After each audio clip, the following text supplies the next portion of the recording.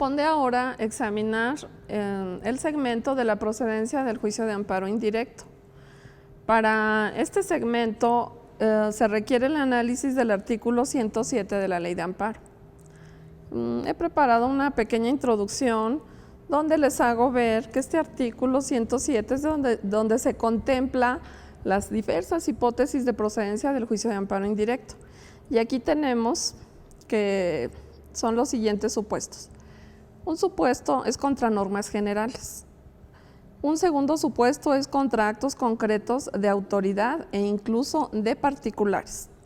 Cuando estos realizan actos que sean equivalentes a los de autoridad para efectos que afecten un derecho de los gobernados y cuyas funciones estén determinadas por alguna norma general.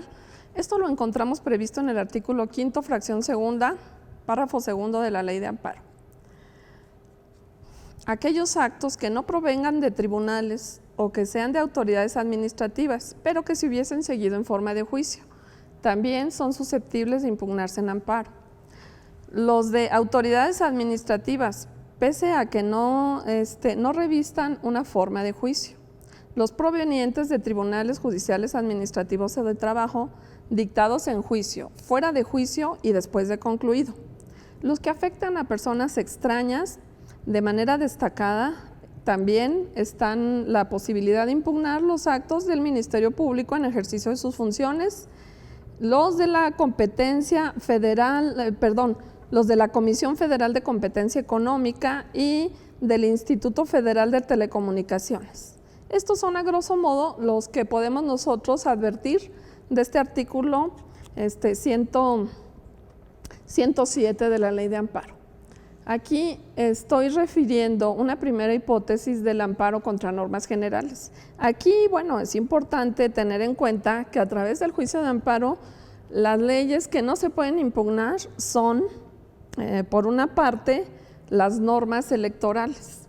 Esas tienen otro distinto medio de impugnación, no el amparo. Y por otra parte, tampoco es posible impugnar normas constitucionales. Aquí de repente ha habido algunos supuestos donde sí se ha permitido impugnar el proceso legislativo de formación de una reforma constitucional, pero esto está pues por regla general prohibido y lo tenemos previsto en el artículo 61 de la Ley de Amparo en la fracción primera y en la fracción cuarta, donde se establece que no es la vía idónea el amparo para hacer este tipo de impugnaciones. Y tenemos también la jurisprudencia del Pleno de la Suprema Corte de Justicia de la Nación, que es la 25 del 2002, donde se establece que las leyes electorales, la única vía para su impugnación es la acción de inconstitucionalidad. O sea, el amparo no es el medio para que se pueda hacer algún tipo de impugnación de estas normas. Y también está la jurisprudencia 61 del 2016, que bueno, básicamente reiteró este criterio, donde dice que el amparo es improcedente contra normas, actos o resoluciones, incluso aquí ya vienen los actos destacados de carácter electoral. Aquí, bueno, sí es importante tener en cuenta qué es lo que es la materia electoral. Sí tenemos que buscar una definición, un concepto, a qué se refiere este tema de la materia electoral, porque hay algunos comicios que si bien están regidos por votaciones, no todas son de tipo electoral, por eso sí ahí habría que buscar en qué ámbito nos encontramos para determinar cuándo se trata de una ley electoral. Voy a referirme como primer tema al amparo contra normas generales. Nosotros en el artículo 107, fracción primera de la Ley de Amparo, se contempla tanto el momento en que pueden ser impugnadas las normas generales y precisa un catálogo ejemplificativo de cuáles son estas y lo tenemos establecido en los siguientes términos. Contra normas generales, dice la fracción primera, que por su sola entrada en vigor o con motivo del primer acto de aplicación causen un perjuicio. Para los efectos de la ley se entiende por normas generales, era lo que yo les decía. Aquí el legislador nos está dando un catálogo de qué es lo que debemos entender por norma general. no solo aquellas que provienen del órgano facultado formal y materialmente para expedirla, ¿verdad? Que son las autoridades legislativas, que en materia federal pues es el Congreso de la Unión, a nivel de las entidades federativas son los congresos locales. En este caso nos da un catálogo más amplio, no solamente son esa impugnación de leyes que provienen de estos órganos, y así tenemos, dice, ¿cuáles se pueden impugnar? Los tratados internacionales aprobados en los términos del artículo 133 de la Constitución Política de los Estados Unidos Mexicano, salvo aquellas disposiciones en que tales tratados reconozcan derechos humanos. Aquí hace esta salvedad. Estos no se pueden cuestionar a través del amparo. ¿Por qué? Pues están tutelando derechos humanos. Justamente esa es la razón que justifica por qué están excluidos de poderse impugnar a través del amparo. Las leyes federales, las constituciones de los estados y el estatuto de gobierno del Distrito Federal, las leyes de los estados y del Distrito Federal, bueno, ahora es Ciudad de México, los reglamentos federales, los reglamentos locales, los decretos y acuerdos y todo tipo de resoluciones de observancia general. Fíjense cómo estos decretos, acuerdos y resoluciones de observancia general no necesariamente pueden provenir de algún órgano legislativo, sino que pueden derivar de cualquier otra autoridad, siempre que tengan un carácter de generalidad que abarque a un cierto sector, ¿verdad?, de la población, de los gobernados. En ese caso se puede impugnar su contrariedad con la Constitución. Del texto anterior deriva que el denominado amparo contra leyes o disposiciones de carácter general, desde luego con las excepciones que ya mencioné de la materia electoral y la propia Constitución Federal, quedan comprendidas todas aquellas disposiciones generales independientemente de que provengan o no de un órgano formal y materialmente legislativo, inciso G, e incluso las expedidas con motivo de facultades extraordinarias atribuidas al titular del Ejecutivo Federal que están previstas en el artículo 131, párrafo segundo constitucional. La naturaleza de la ley en sentido formal y material de tales normas generales que regulan el comercio exterior se desprende de una tesis aislada de la segunda sala de la Suprema Corte de Justicia de la Nación, que se identifica con el número 19, en números romanos, diagonal 2000, donde se estableció que estos decretos, les voy a leer el rubro, es una tesis aislada, tiene 3 precedentes, pero pues no llegó a integrar jurisprudencia. Se refiere, el rubro dice, decretos presidenciales expedidos con fundamento en el artículo 131 constitucional, la segunda sala en principio carece de competencia para pronunciarse sobre el fondo por ser un acto legislativo y debe declinarla a favor del Tribunal Pleno, porque es relevante saber si estamos frente a una norma en sentido formal y material, aun cuando provenga del titular del Ejecutivo Federal, porque esta propia tesis lo dice, la competencia originaria para conocer de este tipo de inconstitucionalidades corresponde al Pleno de la Suprema Corte de Justicia de la Nación, y en ocasiones lo que hace el Pleno para desahogar el trabajo y cuando ya tiene precedentes, pues lo delega a las salas. También nosotros tenemos conocimiento de que la propia Suprema Corte de Justicia de la Nación en los acuerdos delegatorios también los remite en algunos casos a los tribunales colegiados de circuito para que se pronuncien sobre temas incluso de constitucionalidad de normas generales, como ocurre hoy día con las leyes locales, ¿verdad?, que tiene ya delegado esa competencia, ¿verdad?, para poder avanzar en la administración de justicia, ¿verdad?, y cumplir de esa manera con lo que establece el artículo 17 constitucional. Pero bueno, es importante tenerlo en cuenta porque de ahí dependerá quién va a ser el órgano competente en la Suprema Corte de Justicia de la Nación para resolver estos temas propiamente constitucionales. Una regla importante que se debe de tomar en consideración al impugnar una disposición general es determinar su naturaleza, esto es, si se trata de una norma autoaplicativa o heteroaplicativa, ya que de eso depende establecer el momento oportuno para su impugnación. Así tenemos una tesis también ya del año de 1996 de la segunda sala, donde nos establece esta distinción entre normas autoaplicativas de las heteroaplicativas. Es la tesis aislada identificada con el número 19 romano, diagonal 96.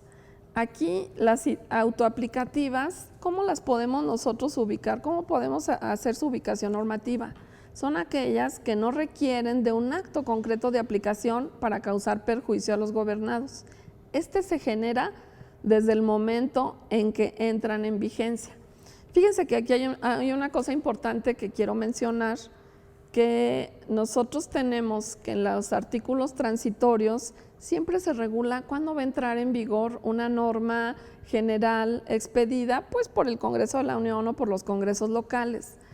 Este momento es muy importante porque para su impugnación en el amparo no es desde el momento en que se publican en el Diario Oficial de la Federación o en algún periódico oficial de las entidades federativas. No puede ser ese momento porque hay ocasiones que la vacatio legis es amplia, entonces pues no puede impugnarse, no podemos saber si en este lapso de tiempo donde opera esa vacatio legis nosotros vamos a tener algún cambio normativo o qué es lo que va a ocurrir en ese ínter. Por eso la ley de amparo sí es muy precisa al señalar que se necesita la vigencia de la norma. Yo recuerdo un caso muy específico cuando hubo un cambio normativo de la ley del Seguro Social. Fíjense que la vacatio legis fue de 1 año y medio, entonces pues nosotros no podíamos hacer la impugnación desde que se publicó en el Diario Oficial de la Federación porque aún no cobraba vigencia. Y en ocasiones el legislador ha decidido cambiar este momento en que las normas generales entran en vigor, por eso van a causar ese perjuicio ya cuando están en vigor, ya cuando el gobernado se vio obligado a cumplir con esa norma general que va dirigida hacia él. Y aquí pues es importante determinar si esta normatividad desde este momento en que entra en vigencia le es obligatoria al gobernado para que a partir de ahí deba acudir a pedir amparo, ¿verdad? Si la norma, si la disposición general normativa requiere un acto concreto de aplicación, requiere que la autoridad despliegue algún acto para causar perjuicio, entonces se debe de esperar hasta que haya ese perjuicio, no desde que está entrando en vigor. Entonces aquí tenemos una distinción importante, ¿verdad? Quienes son abogados que se dedican al litigio tienen que hacer esta precisión normativa para saber cuál es el momento adecuado para hacer esta impugnación de leyes. Y pues fíjense que aquí yo a lo largo de mi experiencia he encontrado que finalmente son 5 momentos en los que se puede hacer la impugnación de una ley de naturaleza general. Y ustedes me van a decir, oiga, pero si usted dijo que son las autoaplicativas y heteroaplicativas, sí, pero ahorita les voy a explicar cómo todo este desarrollo jurisprudencial, toda esta experiencia nos ha llevado a encontrar estos diversos momentos para hacer la impugnación de normas generales. El primero, bueno, ya quedó claro, es aquellas normas que son autoaplicativas, aquellas que desde el momento en que las conocemos a través de su publicación en el medio de difusión oficial de este tipo de normas generales, bueno, conocemos cuál es su regulación normativa, conocemos si nos va a causar algún perjuicio o no y podemos a través de los artículos transitorios conocer el momento preciso en que va a entrar en vigor. Entonces, esto es muy importante para saber si tenemos que hacer la impugnación desde este preciso momento. Aquí tienen el gobernado 30 días a partir de esa entrada en vigencia para hacer esta impugnación de la norma general. Y aquí, ¿a quién va a llamar como autoridades responsables? Bueno, va a llamar a todas aquellas autoridades que intervinieron en ese proceso de creación de la norma general. Anteriormente, fíjense que la ley de amparo actualmente derogada sí nos decía, y tienes que llamar a todas aquellas que intervinieron. No importa que no se les hubiese atribuido algún acto, algún vicio en su acto concreto. Por ejemplo, el refrendo. Fíjense que en muchas ocasiones se decía, a ver, el refrendo ¿a quién le toca? Si yo tengo una ley de turismo, pues será el secretario de turismo. Si tengo una ley agraria, pues no.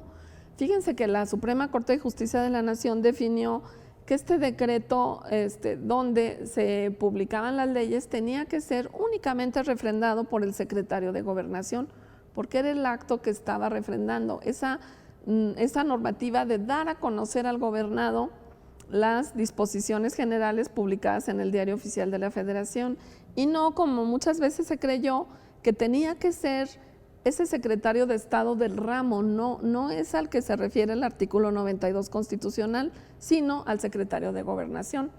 Luego, pues también tenía que señalarse al director del Diario Oficial de la Federación o al del periódico oficial.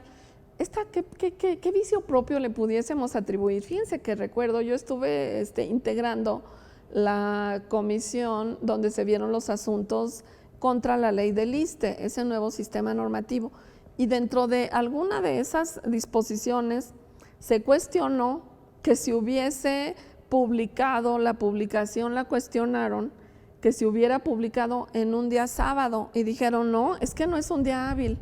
Ahí se hizo el estudio y se dijo que realmente las leyes, su publicación, no es un acto que deba regirse por días hábiles o no, ¿verdad? Como sucede con las actuaciones jurisdiccionales. Entonces sí se dijo que era legal porque que cualquier día de la semana pudiera hacer esta publicación. Aquí, ¿cuál es el objetivo de que se realice esta publicación en los medios de difusión oficiales? Fíjense que esta palabra publicación proviene de un vocablo que se denomina promulgare. ¿Qué quiere decir? Dar a conocer al vulgo, dar a conocer a los gobernados cuando tienen obligación de acatar una norma. Entonces, por eso es que se hace esta publicación y puede ser cualquier día de la semana. Entonces ahí se dijo que si era constitucional realizar esa publicación. Pero entonces, ¿qué le puedo yo cuestionar a esta publicación que tenga algún vicio propio? Fíjense que en los diarios de debates luego tienen ahí sus versiones estenográficas, los congresos locales, los federales, el federal, tienen ahí su versión, entonces ahí se ve cuál es el texto aprobado. Cuando se realiza esa discusión en las cámaras, en la Cámara de Origen, en la Cámara Revisora, puede haber cambios normativos y nos cambian la ley y ya aparece un texto aprobado, ¿verdad? Ya finalmente pues le vamos a quitar esta parte, vamos a ampliar este plazo, etcétera, ¿verdad? Puede haber toda esta clase de modificaciones en el texto normativo. Pero entonces, ¿cuál sería un defecto que pudiese tener una norma general derivado de su publicación? Pues que no la publiquen con el texto aprobado. Luego, por eso a veces sacan su fe de ratas para decir, ay, nos equivocamos, y fíjense que aquí hubo algún tema que no se omitió o le pusimos de más, etcétera. Pero todo eso puede incluso generar un vicio en este proceso legislativo que puede hacer inconstitucional la ley. Es un vicio propio de esa parte del proceso legislativo. Otro vicio que también recuerdo, que se me quedó también muy grabado, fue, fíjense cómo en la Constitución Federal se establece que es Cámara de Origen la Cámara de Diputados cuando se va a establecer alguna contribución. Entonces, si una ley que va a establecer una contribución, un gravamen a cargo de los gobernados para sufragar el gasto público, si no empieza por la Cámara de Origen, eso provoca su inconstitucionalidad.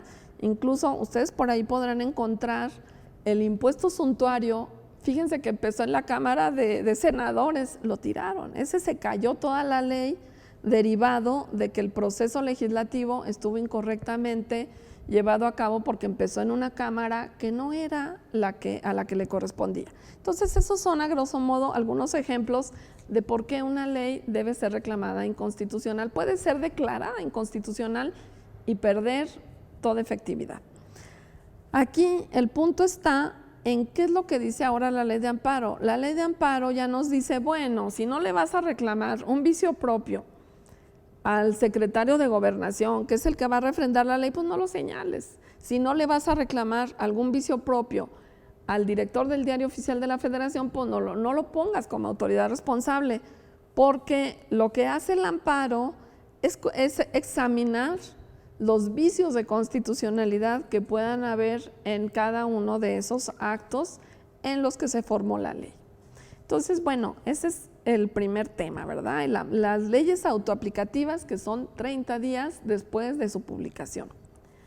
Hay unas normas que son heteroaplicativas, que necesitan un acto concreto de aplicación para causar perjuicio.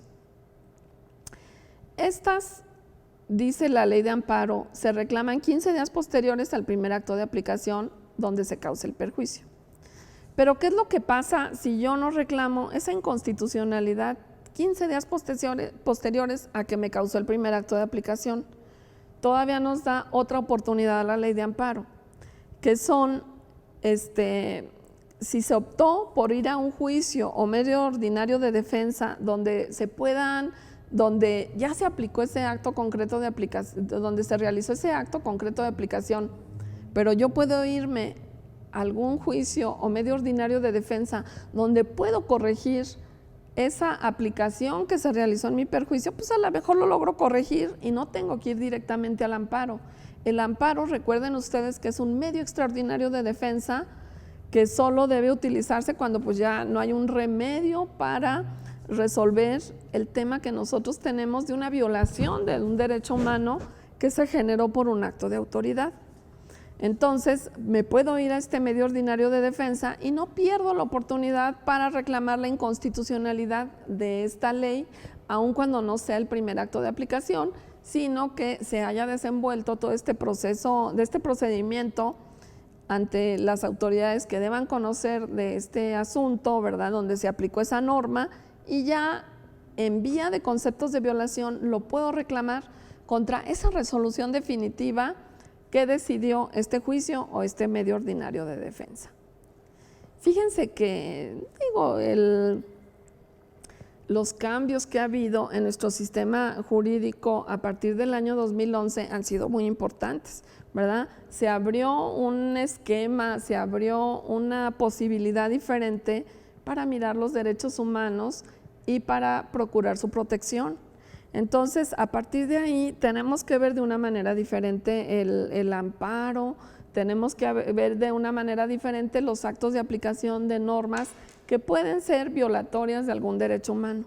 Y de ahí surgió cuarta hipótesis, donde si hay una norma general que establece, donde se le atribuye que existe una estigmatización legal, que esa norma estigmatiza a algún sector, ¿verdad? Entonces, hay un criterio de la primera sala que es el identificado, santo cielo, vamos a leer, tratar de leer este número 2 romano 284 del 2014, escrito con número romano, donde el registro digital es como más fácil de ubicar la tesis, es el número 26960. Ahí podrán ustedes encontrar este criterio donde habla de estigmatización legal, requisitos para tener por acreditado el interés legítimo en el amparo indirecto y para combatir la parte valorativa de una ley y el plazo para su promoción. Aquí se dice que no está sujeto ni al plazo de 30 días ni al plazo de 15 días, sino que simplemente está como desplazado, por llamarlo de alguna manera, porque se puede combatir en cualquier momento, porque sigue estando patente esa estigmatización legal que le está atribuyendo a un gobernado una violación de un derecho humano. Fíjense que este asunto, aquí dice esta tesis, demostrado el interés legítimo, será materia del fondo determinar si el grupo de personas son discriminadas por esta norma que los está estigmatizando. Fundamentalmente estos criterios surgieron con motivo de los amparos que promovieron las personas del mismo sexo a quienes no se les permitía contraer matrimonio o contraer un vínculo asimilado al matrimonio. Entonces ahí decía, bueno, pues esa norma sigue siendo estigmatizadora de ese sector de la población, y por eso en cualquier momento es que se puede acudir al juicio de amparo. Entonces, fíjense cómo no hay un plazo que dijéramos, ay, no, pues la ley se expidió en tal época, entonces ya se me pasaron los 30 días, el acto de aplicación, a lo mejor fui, traté y pregunté y me dijeron que no me podían casar un hombre, por ejemplo, con otro hombre o una mujer con otra mujer. No les va a correr el plazo hasta ahí porque la norma sigue estigmatizando a este sector de la población, a esta categoría sospechosa que viene siendo que viene estando violada su derecho a tener una pareja del mismo sexo, ¿verdad? Entonces ahí no hay un plazo, es lo que estableció este criterio tan interesante de la Corte. Y fíjense que yo ubico un quinto supuesto que, bueno, a lo mejor aquí ya no voy a llamar a las autoridades legislativas como se los mencionaba al principio de esta clase de amparo contra normas generales. Aquí fíjense que si el acto se funda en leyes declaradas inconstitucionales jurisprudencialmente, aunque no sea el primer acto de aplicación, puede ser el segundo o cualquier ulterior acto de aplicación, ¿puedo yo pedir amparo? Sí.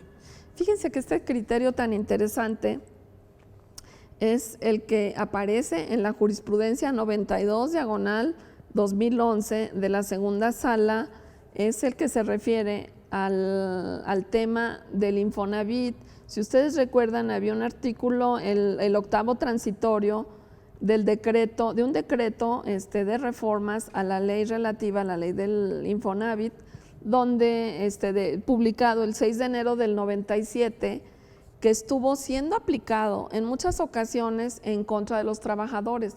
Pedían la devolución de sus aportaciones al Fondo de la Vivienda y les decían, no. El primer acto de aplicación, fíjate que fue cuando te otorgaron tu pensión. Entonces ahí se te aplicó y se te fueron los 15 días y tampoco te fuiste al recurso medio ordinario de defensa. ¿Pero cómo? ¿Y mi dinero? No, pues no, ya se fue al erario, al gobierno federal para fondear tu pensión. Oye, pero si era para vivienda. Ahí fíjense que la Corte declaró la inconstitucionalidad de esta norma general, pero el obstáculo que se tenía es que el primer acto de aplicación ya había acaecido, que muchos se fueron al medio ordinario de defensa, que fueron y a lo mejor hicieron la impugnación ante el propio Infonavit, se fueron ante las autoridades administrativas, ¿verdad?, jurisdiccionales, o se fueron incluso a las juntas que eran hoy en vías de desaparición, a las juntas de conciliación y arbitraje, a hacer esta impugnación y les decía, no, es que ya se te fue, mira, tú ya reclamaste y nunca, ya pediste tu pensión, ahí se te aplicó y nunca te inconformaste con eso, o no, mira que no acreditas. Muchos perdieron los asuntos en todas esas instancias. Volvían a hacer la petición y se decía, no es el primer acto de aplicación, entonces ya no te toca, no tienes ese derecho.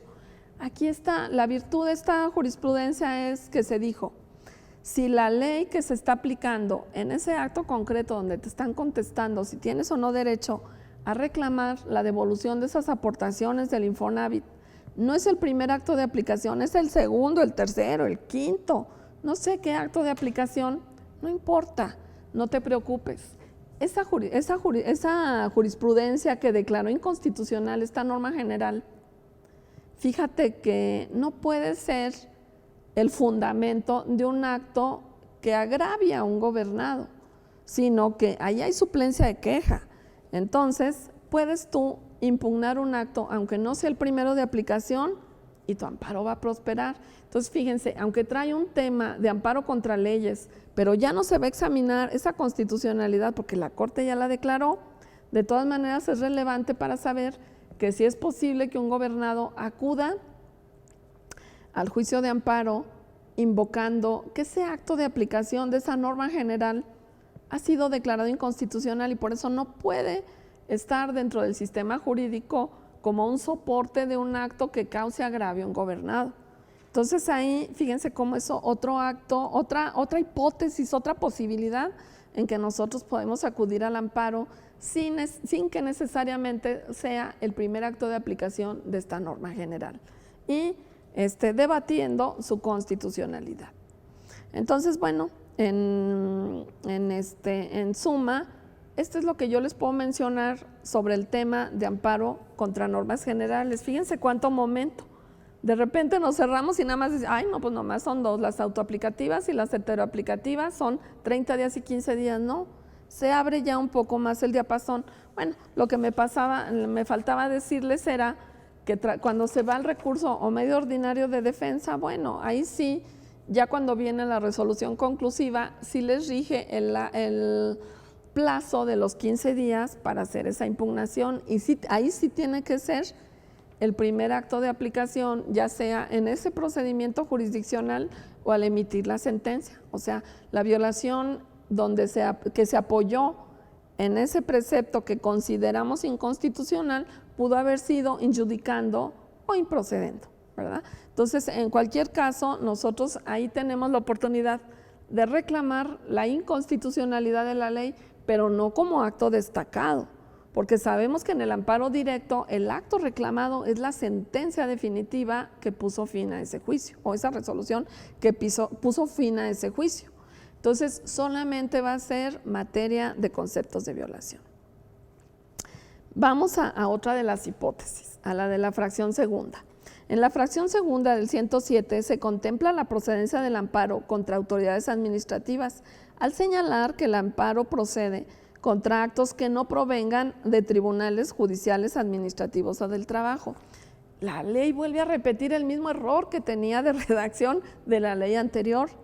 Nos define a la autoridad por una cuestión negativa, lo que no sea, dice, contra actos que no provengan, lo hace en sentido negativo. Es así como que a mí me cuesta más trabajo entender una redacción cuando la ponen en sentido negativo, pero bueno, ya haciendo toda esta interpretación de normas generales, que es lo que nos corresponde hacer a los abogados, fíjense que nosotros encontramos pues que no es otra cosa que autoridades administrativas. Aquí, este supuesto, tratándose de ahorita la materia que fundamentalmente estoy más dedicada, que son las materias civil, mercantil, pareciera pues, no tener aplicación, ¿verdad? Pero parecería, decía yo aquí en mis notas que traigo, no ser aplicable, ¿verdad? Porque pues una autoridad administrativa que genere un perjuicio que repercute en la materia civil o en la mercantil, pues como que no. Pero fíjense que hay que recordar aquí que en el amparo indirecto, ¿cómo voy a atribuir yo la competencia de un juez federal para conocer de un amparo? Esta se define por a ver, aquí traigo yo, la competencia debe conocer del amparo se define por la naturaleza de la autoridad que emite el acto. En el amparo indirecto, esta se determina por la naturaleza del acto, no por la autoridad. Puede ser una autoridad administrativa que tenga repercusiones en las materias, ya sea civil o mercantil. Entonces, en ese caso, el amparo contra esa norma general, contra ese acto, ya estamos en actos concretos, ese acto u omisión que provenga de este tipo de autoridades administrativas, debe conocer de él un juez civil. Y fíjense que justamente, y hasta lo traigo aquí, el ejemplo, hay un asunto que llegó al tribunal de mi adscripción, donde les voy a dar solo el número, ¿verdad?, de identificación, los demás datos saben ustedes que están reservados. Es un recurso de revisión 247/2022. Fíjense que aquí se está planteando un acto contra déjenme les leo la autoridad, exactamente cómo se llama esta autoridad.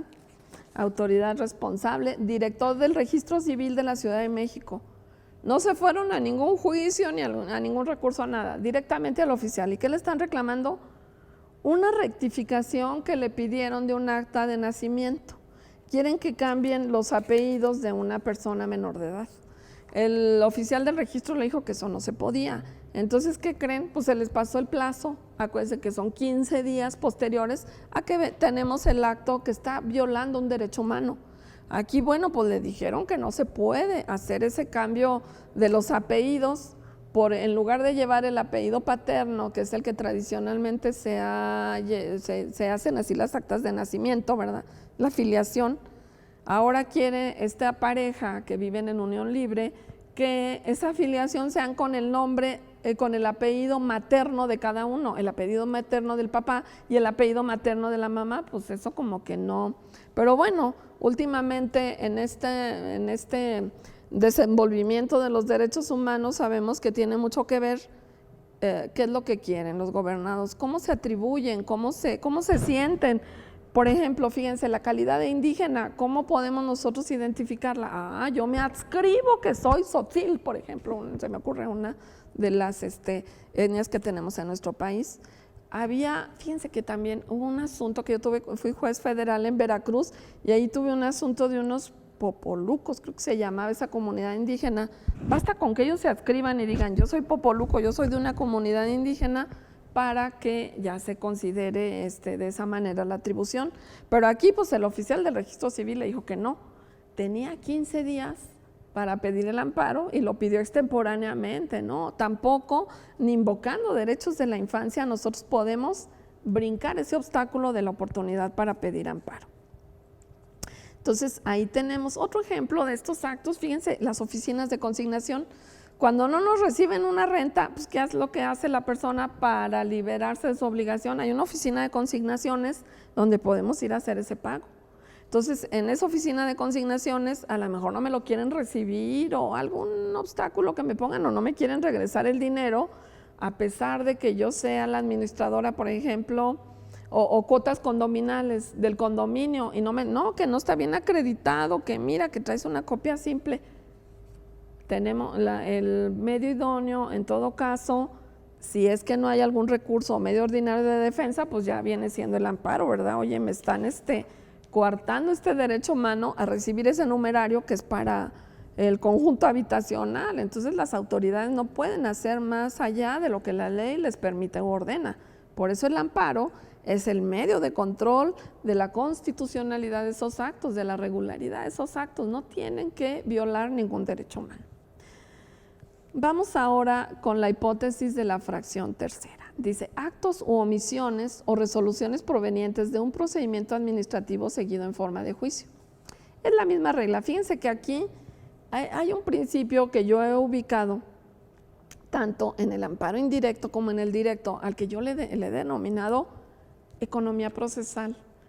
¿Qué quiere decir este principio? Que yo no puedo estar pidiendo un amparo contra cada uno de los actos que se desenvuelven a través de estos procedimientos, ya sea esos seguidos en forma de juicio o un verdadero juicio, ¿verdad? Yo puedo ir a promover ante un juez civil, un juez del arrendamiento, oye, mira, pues no me pagó la renta, entonces quiero rescindir.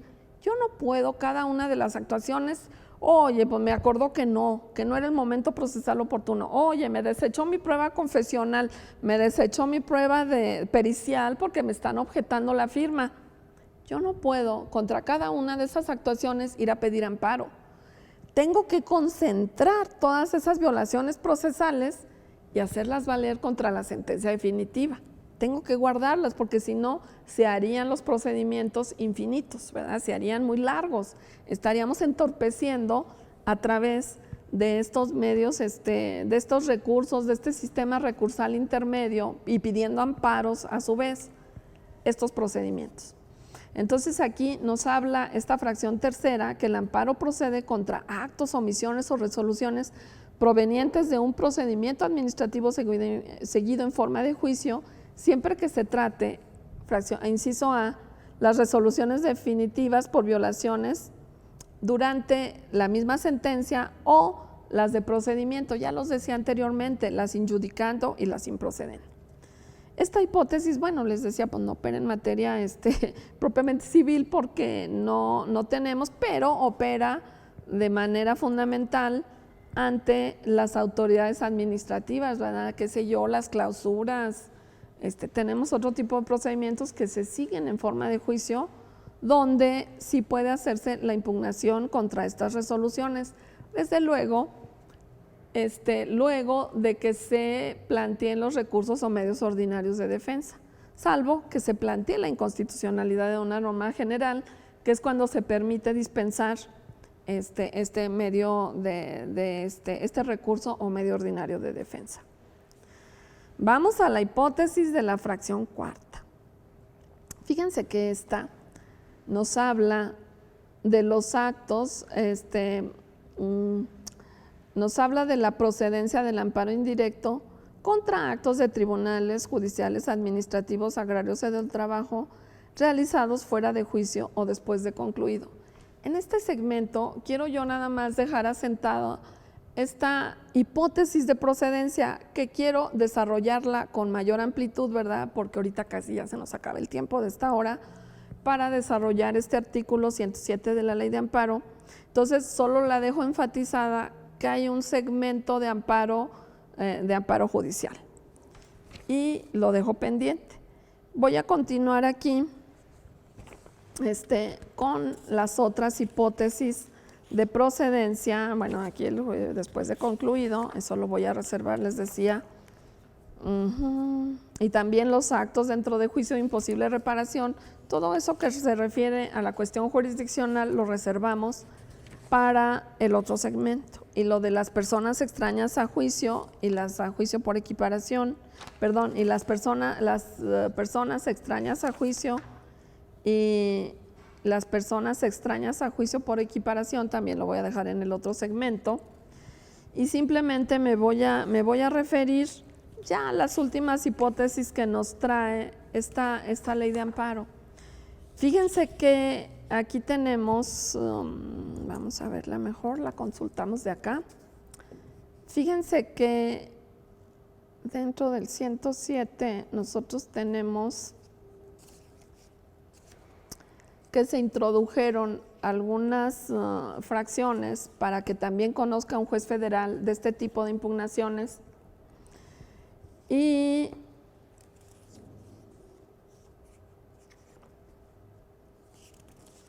se refiere concretamente a las impugnaciones contra las omisiones del Ministerio Público en la investigación de los delitos, así como las resoluciones de reserva, de no ejercicio, de desistimiento de la acción penal o por suspensión del procedimiento cuando no se esté satisfecha la reparación del daño.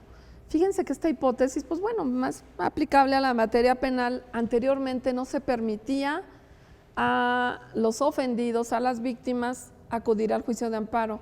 Ahorita ya se les concedió esta protección y es posible que impugnen cualquiera de estas actuaciones dictadas en estos procedimientos que provienen del Ministerio Público.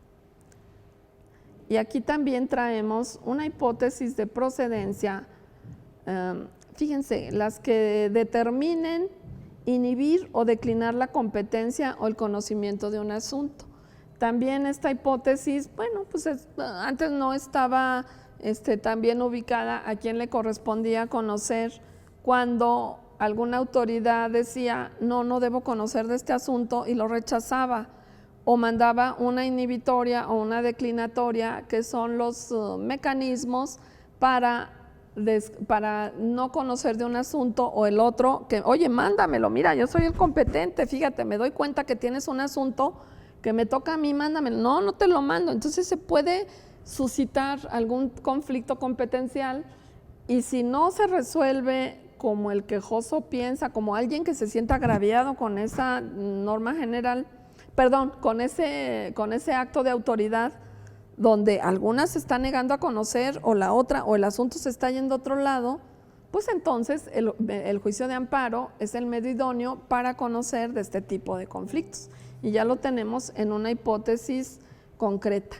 Aquí el punto está en que la ley exige que sea una resolución definitiva.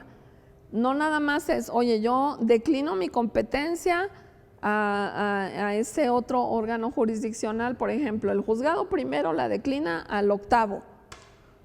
Ahí la pura declinación no es suficiente, el otro necesita aceptar, pues qué tal que no acepta, ya se queda con él, pues ya no hay agravio, ¿verdad? Sí necesita ser una resolución conclusiva. Finalmente también se ha considerado que las actos, normas generales, dice, actos u omisiones de la Comisión Federal de Competencia Económica y del Instituto Federal de Telecomunicaciones. También se está señalando de manera destacada que procede el amparo contra este tipo de actos, omisiones o normas generales que regulen estos procedimientos. Aquí nos dice, tratándose de resoluciones dictadas por dichos órganos, emanadas de un procedimiento seguido en forma de juicio, solo podrá impugnarse la que ponga fin al mismo.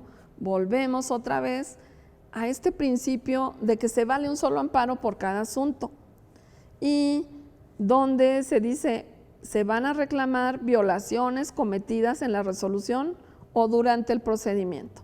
Las normas generales aplicables durante ese procedimiento solo podrán reclamarse en los amparos promovidos contra la resolución definitiva. Entonces, bueno, básicamente estas son todas las hipótesis de procedencia del amparo indirecto que están reguladas en el artículo 107 de la Ley de Amparo. Bueno, continuando con este tema de las hipótesis de procedencia que nos establece el artículo 107 de la Ley de Amparo, quiero referirme de manera específica a estas omisiones. Fíjense que mucho tiempo se decía, no, pues es que las omisiones como que no son materia de impugnación en el amparo. ¿Cuál era la que yo recuerdo que se conocía y que siempre ha sido materia de impugnación? La violación al artículo 8º constitucional. Oye, yo le hice una petición a la autoridad, la hice de manera respetuosa y fíjate que no me ha contestado. Entonces, en este caso, pues era un acto omisivo, ¿verdad? Yo le llevaba al juez de distrito mi acuse de recibo con el matasellos de que me habían recibido esa promoción y entonces no me había dado respuesta. Esa omisión pues era la que tradicionalmente se conocía, pero ahora fíjense que con mayor intensidad viene este artículo, ahorita lo vimos en esta última hipótesis, donde está diciendo, bueno, si hay algunos actos o omisiones de la Comisión Federal de Competencia Económica, los puedes reclamar en amparo. Fíjense cómo las omisiones ya juegan ahora un papel importante. También estos actos o omisiones, fíjense, por ejemplo, aquí la fracción tercera, perdón, desde la fracción segunda, dice, contra actos u omisiones que no provengan de tribunales, de autoridades distintas de tribunales judiciales, administrativos o de trabajo, también les está atribuyendo omisiones.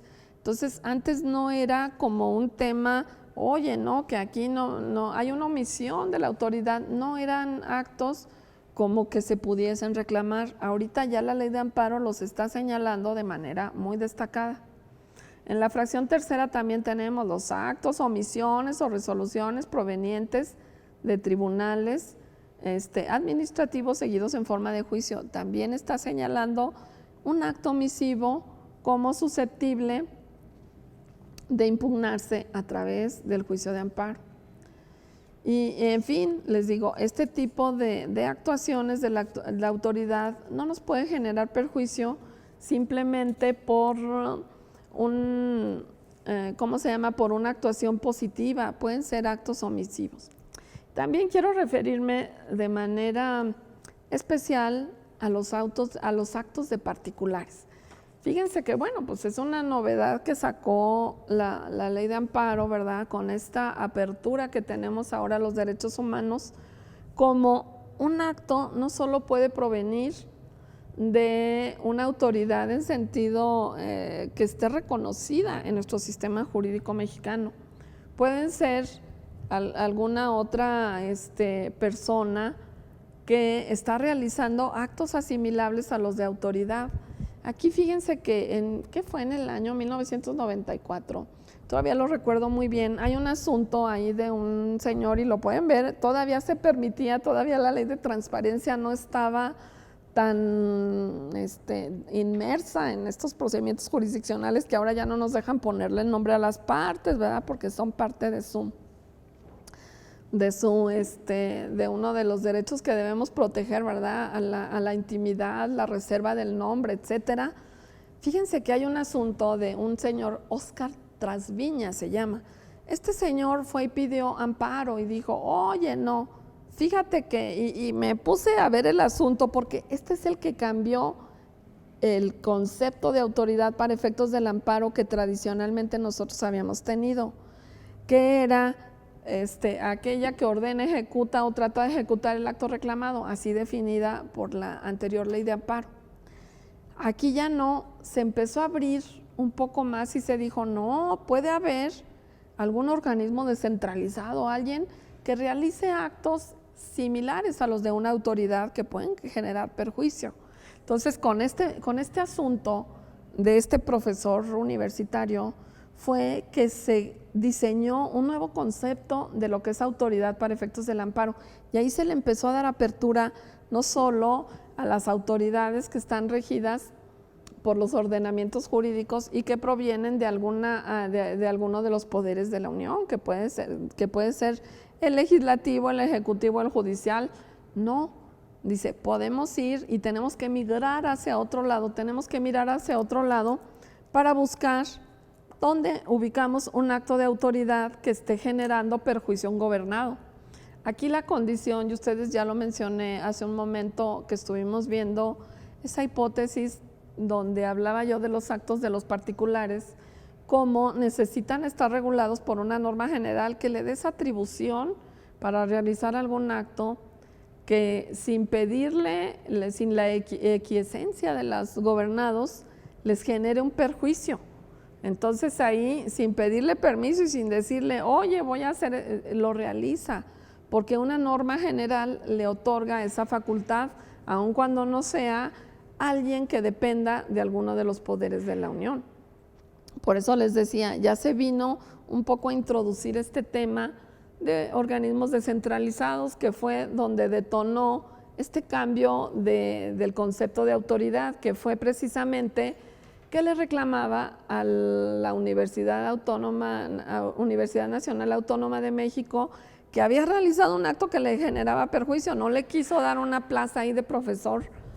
Entonces ahí dijo que era autoridad. Finalmente en ese asunto que se dijo, no, es un acto de patrón. Fíjate que no, si tiene facultades para emitir esos actos, que desplegando sus facultades te generan perjuicio, pues si ya no te van a dar la plaza, ¿verdad? Ya no vas a ser profesor titular, porque siguieron ese procedimiento para la designación de profesores y resulta que pues no reuniste ahí los requisitos, pero no es un acto de autoridad, aun cuando te esté generando un perjuicio sin pedirte autorización para ello, pero deriva de un acto de patrón. Entonces ya ahí se dijo, no, mira, ese acto de patrón no es acto de autoridad, aun cuando tenga su fundamento en alguna normatividad. Y así se ha venido a desenvolver. Fíjense que hace poco me tocó un asunto por ahí que se fue a la corte, donde le están atribuyendo el carácter de autoridad para efectos del amparo a una compañía aseguradora y le dicen, es que mira, está violando derechos humanos porque le está negando un seguro a una persona que tiene alguna cierta discapacidad. Entonces, fíjense que la corte, ese asunto como que está comenzando a abrir ahí el campo, ¿verdad?, para decir que incluso alguien como una compañía aseguradora que tiene la posibilidad de otorgar, de ofertar un seguro, puede ser que se le atribuya un acto de autoridad porque le está impidiendo que una persona que tenga algún tipo de discapacidad pueda adquirir un seguro de gastos médicos mayores, que era básicamente el asunto que se está. Entonces sí, pues anteriormente pues nosotros no imaginaríamos que se considerara como autoridad para efectos del amparo, por ejemplo, una compañía aseguradora. Ese es un particular, netamente un particular, que sí tiene sus normas que lo regulan, pues sí, ahí están. Entonces, bueno, se está abriendo el camino hacia otros campos donde se considera que hay un acto de autoridad que está contraviniendo a este gobernado. Fíjense, también recuerdo yo, tengo ya muchos años trabajando para el Poder Judicial Federal, me ha tocado ver una infinidad de asuntos. Por ejemplo, anteriormente se decía en materia tributaria, oye, ¿de dónde puede venir un acto autoaplicativo de una ley fiscal? Puede venir necesariamente de la autoridad me tiene que estar haciendo un requerimiento de una contribución, o cómo surge ese acto de aplicación de la norma que yo quiero reclamar la inconstitucionalidad. Fíjense cómo en materia tributaria el artículo 31, fracción cuarta de la Constitución nos dice, pues los mexicanos tenemos la obligación de contribuir al gasto público de manera proporcional y equitativa. ¿Y cómo le hacemos? Son imposiciones. Un impuesto es algo que se nos impone, no es si queremos o no pagar la contribución, ¿verdad? Que si somos personas, bueno, todo el mundo, el impuesto global viene siendo el impuesto sobre la renta, ¿no? Es el impuesto global por naturaleza, el impuesto sobre la renta, pero tenemos otra serie de contribuciones, ¿verdad? Que si el impuesto al activo, bueno, ese ya desapareció, el impuesto al activo, que el impuesto de nóminas, por ejemplo, para los hoteleros, que el impuesto, el predial, todas esas serie de contribuciones, algunas locales, algunas federales. ¿Y cómo hacemos para saber cuándo se despliegue ese primer acto de autoridad?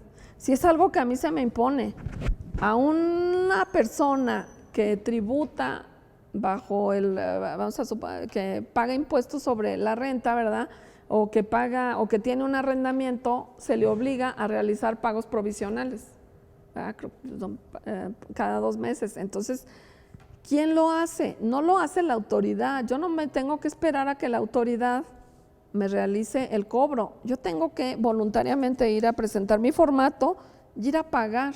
Entonces, fíjense cómo ahí pareciera como que el acto de autoridad proviene del particular. Yo me estoy autoaplicando la norma porque estoy en la hipótesis. Si yo rento un departamento, rento una casa, me ubico en esa obligación tributaria de pagar un impuesto por ese arrendamiento, ¿verdad? Porque es un ingreso que yo estoy teniendo. Entonces ahí dice uno, bueno, pues el particular será autoridad para efectos del amparo. Yo mismo soy mi propia autoridad. Bueno, no es tanto como eso. Pero fíjense cómo hay ocasiones en que sí los particulares son a los que la norma les destina a ser el aplicador de esa disposición. Entonces, a partir de ahí, aun cuando no sea en sentido estricto un acto de autoridad, pues sí me estoy autoaplicando la norma, y ahí se considera que viene a ser ese primer acto de aplicación, que incluso puede venir de un particular, pero no necesariamente que él sea autoridad para efectos del amparo.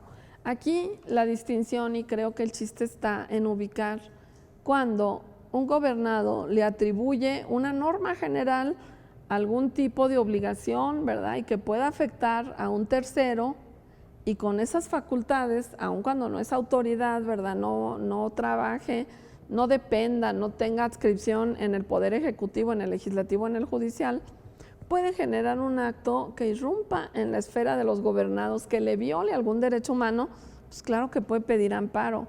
Por eso es que se dio oportunidad de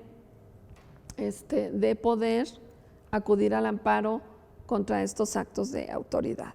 Entonces les decía, bueno, es importante que nosotros veamos en qué hipótesis normativa corresponde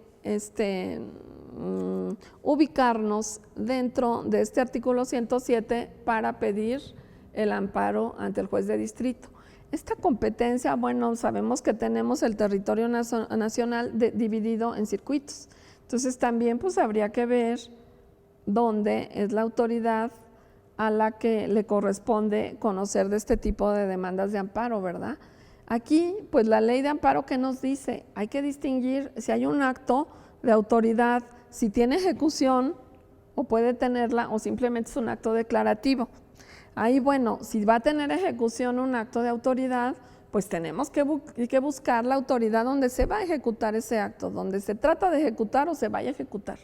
Ahí nos pone todos los tiempos verbales la ley de amparo, ¿verdad?, para tratar de ubicar el órgano ante el cual nosotros tenemos que acudir a la justicia federal a pedir amparo, ¿verdad?, para evitar que andemos nosotros navegando entre algún órgano o no. Hay que buscar la autoridad competente que nos va a resolver nuestro conflicto.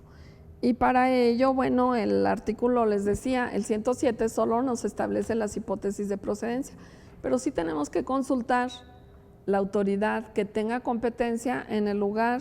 Tenemos que ubicar si el acto tiene ejecución o no, para tratar de buscar dónde se va a ejecutar, pues para buscar al juez competente en ante esa autoridad, ante ese lugar, ir a pedir el amparo. Si es un acto que no tenga ejecución, bueno, si es meramente declarativo, bueno, pues donde tenga su asiento la autoridad que está generando la violación de algún derecho humano. Y bueno, básicamente creo que son las hipótesis de impugnación del artículo 107.